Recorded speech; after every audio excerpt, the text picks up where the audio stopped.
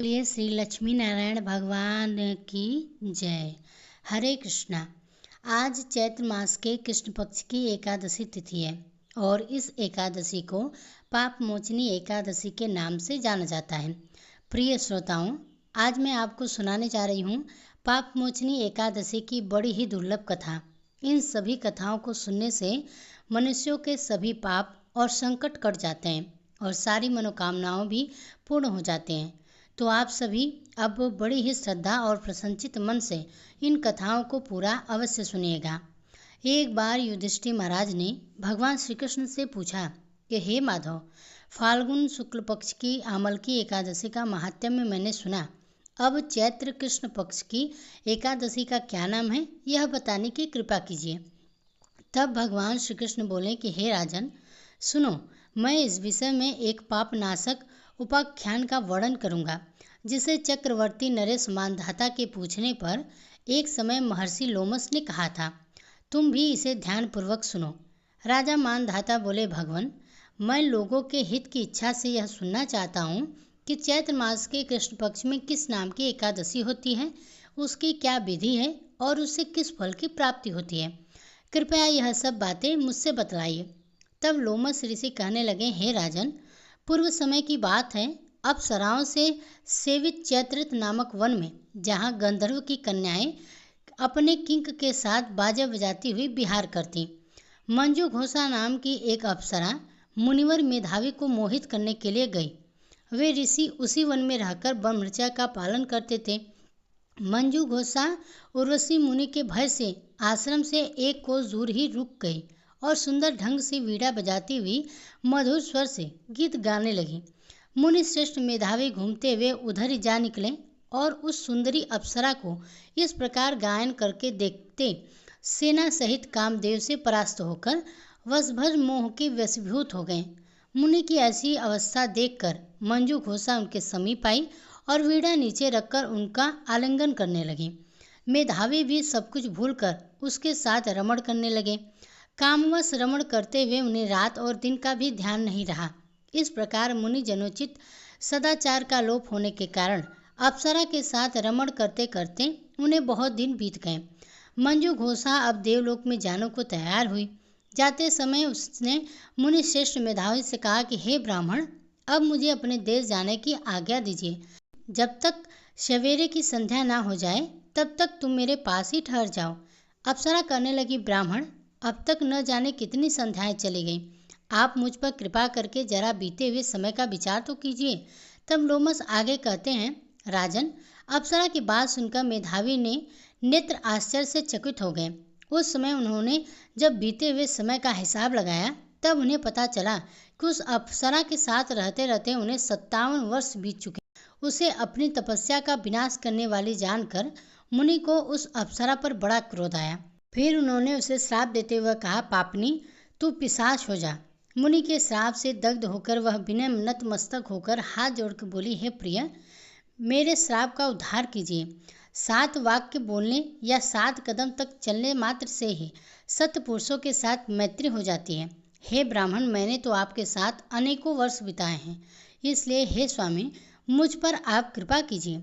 तब मुनि बोले, भद्रे, मेरी बात सुनो, ये श्राप से उद्धार करने वाली है। क्या करूं? तो तुमने मेरी बहुत बड़ी तपस्या नष्ट कर डाली। चैत्र कृष्ण पक्ष में जो शुभ एकादशी आती है उसका नाम है पाप मोचनी। वह सभी पापों का नाश करने वाली है। सुंदरी, उसी व्रत का करने पर तुम्हारी यह पिशाच दूर हो सकेगी। ऐसा कहकर मेधावी मुनि अपने पिता मुनि वचन चरण के आश्रम पहुंच गए और उनसे सारा वृतांत कह सुनाया। उन्हें आया देखकर च्यवन मुनि उनसे पूछा, बेटा, यह तुमने क्या किया? तुमने जो अपने समस्त पुण्य का नाश कर डाला। मेधावी बोले, पिताजी, मैंने अप्सरा के साथ रमण करने का पातक किया है। अब कृपा करके कोई ऐसा प्रायश्चित बताइए जिससे कि इस पाप का नाश हो सके। तब च्यवन मुनि बोले, पुत्र, चैत्र कृष्ण पक्ष में जो पाप मोचनी एकादशी होती है उसका व्रत करने पर पाप राशि का विनाश हो जाता है। पिता का यह कथन सुनकर फिर मेधा मुनि ने उस व्रत का अनुष्ठान किया, जिससे कि उनका पाप समस्त नष्ट हो गया। वे पुनः तपस्या से परिपूर्ण हो गए।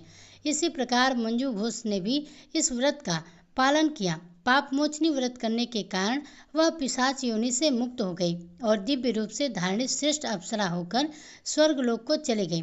तब लोमस ऋषि ने राजा मानधाता से कहा, राजन, जो श्रेष्ठ मनुष्य पाप मोचनी एकादशी का व्रत करते हैं उनका सारा पाप नष्ट हो जाता है। इसको पढ़ने और सुनने से सहस्र गोदान का फल मिलता है।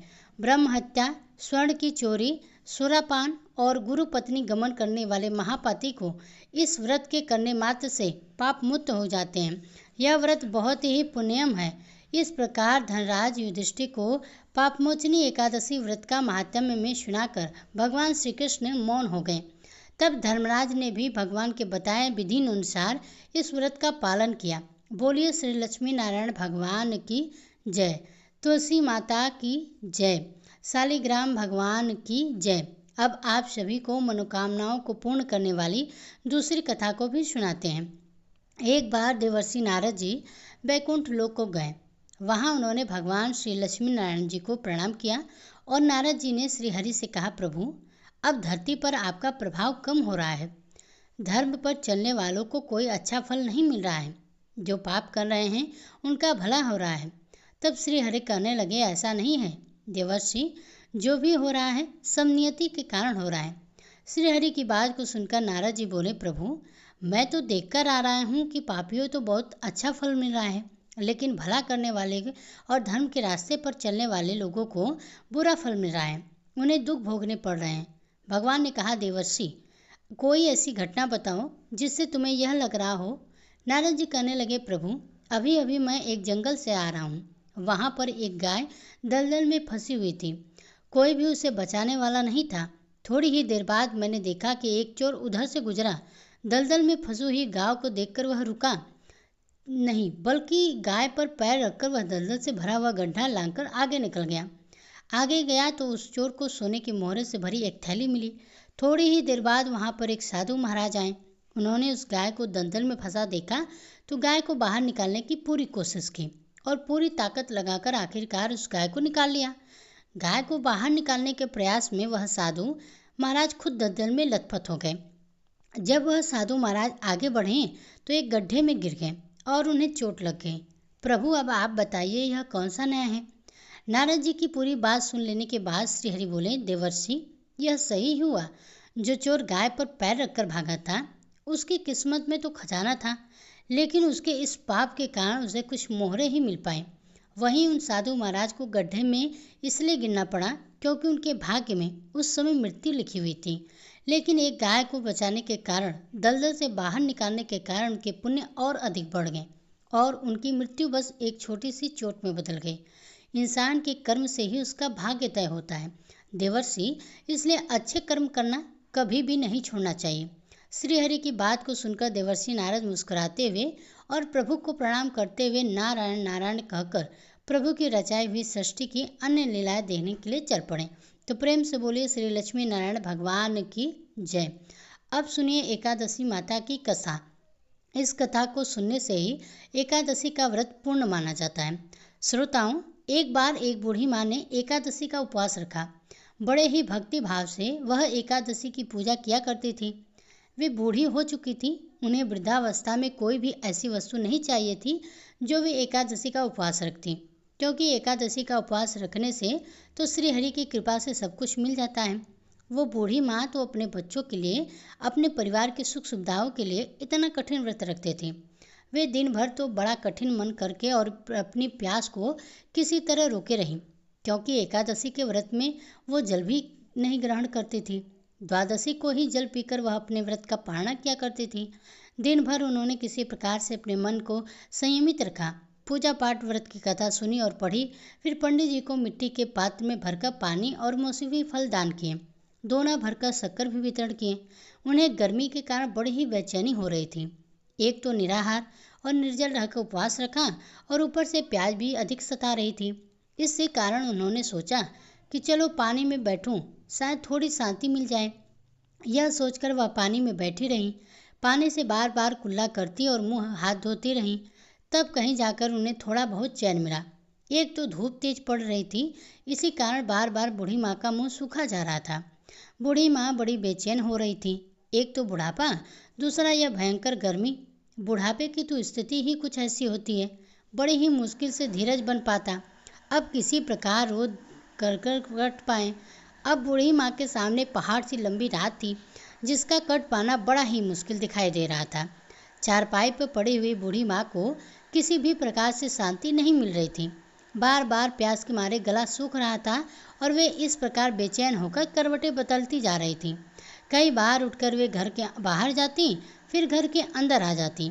ना उन्हें घर के अंदर शांति मिल रही थी और ना ही बाहर। वे पड़ी पड़ी एकादशी माता को याद करती रहीं और मन में कहती रहीं, हे माता, आप मेरी लाज रखिएगा, आप ही मुझे शक्ति दीजिएगा ताकि मैं भली भांति आपका व्रत कर सकूं और यह पहाड़ सी रात सुकून से बिता सकूं। प्यास के कारण बूढ़ी माँ की बेचैनी तो बढ़ ही रही थी। उन्होंने धैर्य रखने का बहुत प्रयास किया, लेकिन आखिरकार उनकी सहनशीलता की सीमा टूट गई और वे घबराकर प्यास के मारे एकदम से चिल्ला पड़ी, बचाओ बचाओ। बूढ़ी माँ का चिल्लाना सुनकर उनके परिवार के सभी सदस्य उनके पास इकट्ठा हो गए और बूढ़ी माँ की चारपाई के पास पहुँच गए। सब बोले, अम्मा जी, क्या हुआ? आप क्यों चिल्ला रही हो? और जब आपसे व्रत नहीं रखा जाता तो इस बुढ़ापे पे इतना कठिन व्रत क्यों कर रही हो? अम्मा जी, अगर शरीर में ताकत है तभी तो भक्ति हो पाएगी। आप पानी पी लीजिए। बूढ़ी माँ अपने परिवारजनों से बोली, मेरे तो प्यास के मारे प्राण ही निकल जा रहे हैं। जरा जल्दी से मेरी छाती पर ठंडे पानी का घड़ा तो रख दो। नातिया ने दौड़कर दादी के छाती पर ठंडे पानी का घड़ा रख दिया। तब कहीं जाकर उन्हें थोड़ा बहुत सुकून मिला। जब सुकून मिला तो थोड़ी देर के लिए उन्होंने अपनी आंखें बंद कर लीं। इधर एकादशी माता सोचने लगी कि ये बूढ़ी माँ लेकिन बड़े नियम से मेरा व्रत रखती हैं, चलकर इनकी परीक्षा लेनी चाहिए। ऐसा विचार कर एकादशी माता आधी रात को मुर्गा बनकर कुकड़ू करने लगी। मुर्गे की टेर सुनकर बूढ़ी माँ जल्दी से उठी और बाहर जाकर आसमान की ओर निहारा, लेकिन आसमान तो कहीं भी उन्हें सुबह का तारा दिखाई नहीं दिया। अब वे सोचने लगी कि फिर यह मुर्गा भला क्यों और कैसे बोल गया। एक तो उन्हें प्यास लग रही थी, अब थोड़ा बहुत उनका मन भी बेचैन होने लगा। आखिरकार उन्होंने यह दृढ़ निश्चय किया कि अब तो मैं इस व्रत को पूरा करके ही छोड़ूंगी, फिर चाहे व्रत पूरा होने तक मेरे प्राण ही क्यों न चले जाएं। मन में ऐसा पक्का निश्चय कर वह वापस चारपाई पर आकर लेट गई। थोड़ी देर के बाद एकादशी माता ने उनकी फिर से परीक्षा लेनी चाहिए, तो वह एक छोटी सी कन्या का रूप धरकर गिलास में मीठा पानी लेकर उनके सिराने खड़ी हो गई और जोर से बोली, दादी जी, सवेरा हो गया, आप हाथ मुंह धोकर शरबत पी लीजिए। पहले तो शरबत का भरा हुआ गिलास देकर बूढ़ी माँ का मन ललचा गया। प्यास के मारे गला तो सूख ही रहा था, किंतु अचानक उन्हें याद आया कि उनका तो एकादशी का उपवास है। फिर उन्होंने सोचा कि अभी तो मैं किसी भी तरह से यह शरबत नहीं पी सकती, और फिर वे चुपचाप वापस अपनी चारपाई पर लेट गईं। जैसे ही उनकी आंख लगी तभी उन्हें ऐसा एहसास हुआ मानो किसी ने उन्हें पानी से भरकर कुएं में पटक दिया हो। वे बहुत देर तक उस कुएं में हाथ पांव चलाती रहीं, लेकिन इस बीच उन्होंने अपने मुंह में एक पानी की बूंद भी नहीं जाने दी, क्योंकि उनका एकादशी का उपवास था। जो था वे पक्के निश्चय के साथ अपना व्रत पालन करती रहीं।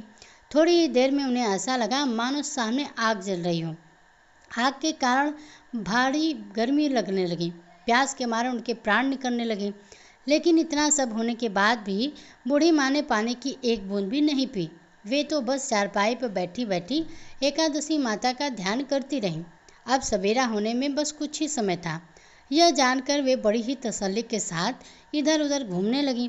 एकादशी माता अब तक यह बात अच्छी तरह से समझ गई कि इन बूढ़ी माँ को किसी भी प्रकार से अपने व्रत से नहीं टाला जा सकता। वे उनके सत्यव्रत को भली भांति समझ गईं। अब सवेरे हो गया तो बूढ़ी माँ ने स्नान किया, भगवान श्री हरि का पूजन किया, फिर एकादशी माता की कथा सुनी, ब्राह्मणों को दक्षिणा देकर भोजन कराया, तब कहीं जाकर उनको जल ग्रहण किया। कन्याओं को भोजन कराने के बाद बूढ़ी माँ ने स्वयं भोजन ग्रहण किया और उस श्रेष्ठ व्रत के प्रभाव से बूढ़ी अम्मा की आयु में वृद्धि हो गई। उनकी आयु बढ़ गई, उनका घर परिवार हरा भरा हो गया। अब उनके घर में किसी भी चीज़ की कोई अभाव नहीं रहा। उनका घर हर प्रकार से सुख साधनों से भर गया। नाती नातिन से उनका घर भर गया। वे उसी दिन से 12 महीने के एकादशी का व्रत करने लगे। एकादशी माता के व्रत के प्रेरण्य प्रताप से इस संसार में हर प्रकार के सुख भोग कर वह बूढ़ी अम्मा अंत में भगवान श्री हरि के धाम को चली गई। जैसे एकादशी माता ने उन बूढ़ी अम्मा को, उनके परिवार को हरा भरा किया, वैसे ही हे एकादशी माता, हम सभी की मनोकामनाओं को पूर्ण कीजिएगा। तो प्रेम से बोलिए श्री लक्ष्मी नारायण भगवान की जय, एकादशी माता की जय। प्रिय श्रोताओं, यह थी आज की कथाएं। उम्मीद करती हूँ कि आपको अच्छी लगी होगी। अच्छी लगी हो तो वीडियो को लाइक कीजिएगा, साथ ही कमेंट बॉक्स में जय श्री हरि विष्णु, जय माता लक्ष्मी लिखना ना भूलिएगा। अगर इसी तरह की व्रत कथाओं को सुनना चाहते हैं तो हमारे चैनल को सब्सक्राइब जरूर कीजिएगा।